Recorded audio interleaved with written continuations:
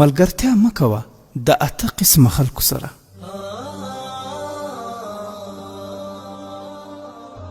لومړی، ملګرتیا مه کوه له بېنمازه سره، ځکه یوه ورځ به تا هم داسې پرېږدي لکه څنګه یې چې نن ورځ خپل رب پرېښی دی. دوهم، ملګرتیا مه کوه له دروغجن سره، ځکه دروغجن انسان لرې شا نږدې کوي او نږدې لرې کوي. په خوله باغ و بهار درته جوړ کړي، خو په حقیقت کې یوه سره فایده هم نشي در رسولی.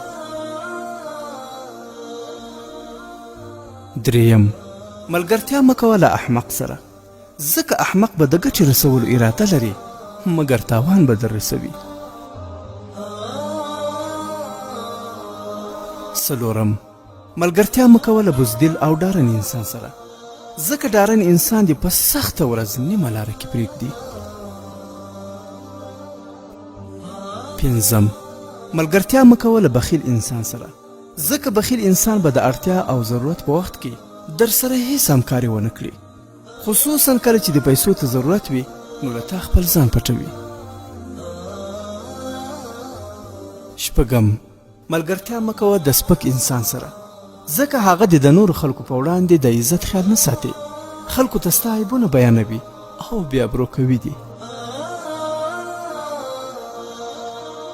وهم، ملګرتیا مه کوه د مطلبي سړي سره، ځکه د مطلبي سړي ټول نظر ستا پر دولت وي، چې کله خپل مطلب در څخه حاصل کړي بیا دې د سر دښمن هم جوړیږي. اتم، ملګرتیا مه کوه د کچه سړي سره، ځکه د کچه سړي ملګرتیا د زوړ دیوال مثال لري، یوه ورځ به په تا رالویږي او په غم دې اړوي.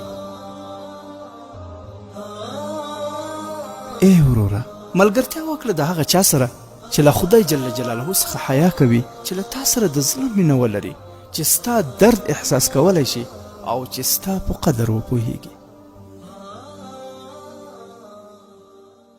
د حکایات مصنوي شریف فیسبوک پاڼې لخوا وړاندې کیږي. ګرانو مسلمانانو ورونو، زموږ د واټساپ شمیره ده 0093 اویا 2 او دوهمه شمیره ده 0029 315 800 140 25.